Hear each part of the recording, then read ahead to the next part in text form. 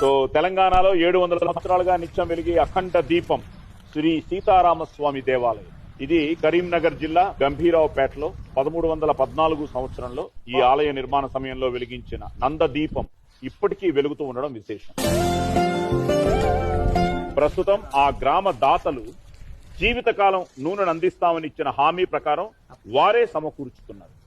So ఇప్పటికీ అది వెలుగుతోంది అనమాట గంభీరావుపేటలో. ఇది మన కల్చర్. జై శ్రీరామ్. అలాగే సమాన స్వధనుష్ఠంగార భయం